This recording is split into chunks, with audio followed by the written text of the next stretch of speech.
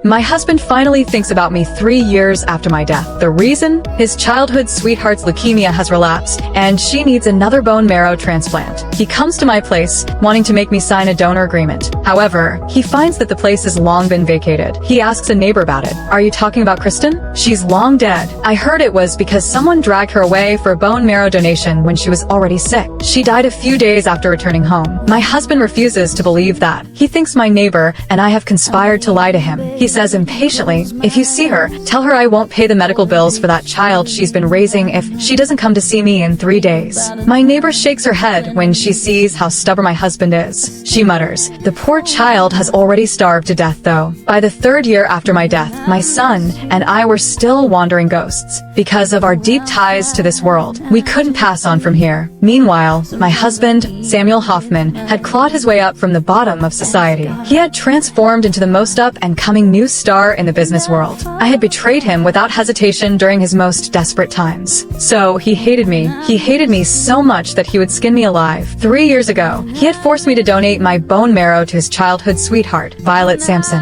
At that time, I had been deathly sick. Bone marrow aspiration was an invasive procedure. I didn't know if it was a botched operation or if my low immunity due to my inherent illness was to blame, but I suffered a severe systemic infection a week after the procedure. I then fell into a fever-induced coma and died at home. My 3-year-old son, Toby Hoffman, was left uncared for. Eventually, he died by my side. In all those 3 years, Samuel never visited us. Not even once. He didn't make a single phone call. While holding Toby's little hand, I floated in the air. I watched as Samuel kicked at the front gate of the small house that I used to live in. We hadn't seen each other in 3 years, and he had changed a lot. His expression was cold and merciless. It felt so familiar, yet so oddly strange. Behind him stood Violet, who was dressed extravagantly and wearing a face mask. Her complexion was rosy, and her figure perfectly proportioned. She didn't look like someone who was terminally ill at all. Toby listened to the grating noise of the door being kicked and hid in my arms in fear. He looked up at me. His bright eyes were filled with a mix of excitement and fear. Mommy, has Daddy finally remembered us? He hasn't come to see us for such a long time, but he seems angry. Did I upset him? And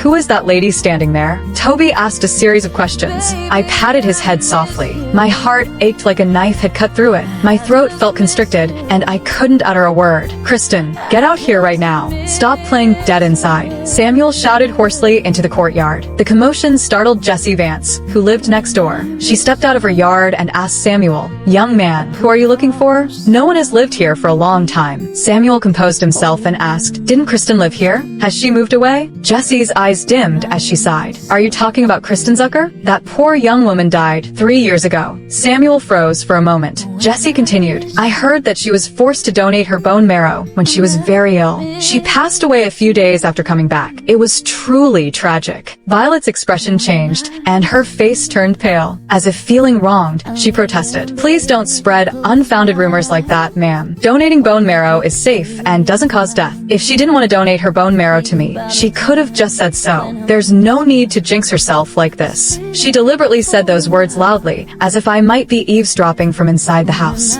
Samuel, who had been dazed, immediately relaxed when he heard Violet's words. The next moment, a mocking smile appeared on his face. He said contemptuously, she likes to play pretend all the time. If she wants to make up lies, she should at least make them believable. She should look up whether anyone has ever died from donating bone marrow. Jessie didn't understand what they were arguing about. She repeated, the poor thing. She died in the house and no one knew for days. Samuel's expression turned icy. He said to Jessie, I don't know why you're helping her deceive me, but please tell her this. If she doesn't show up within 3 days to donate her bone marrow to Vivi, I won't hesitate to cut off the dialysis treatment for that child of hers. Jessie's eyes widened in shock. She shook her head and sighed before turning to go back into her own house. From behind her, Samuel warned coldly, remember that I'm giving her only 3 days. If she doesn't show up, I won't pay her a single cent of living expenses this month. She'll watch as that little kid dies in front of her. With her back turned, Jessie's eyes reddened as she muttered to herself, that poor child. He already starved to death a long time ago. If only I had gone to check. Maybe I could have saved him.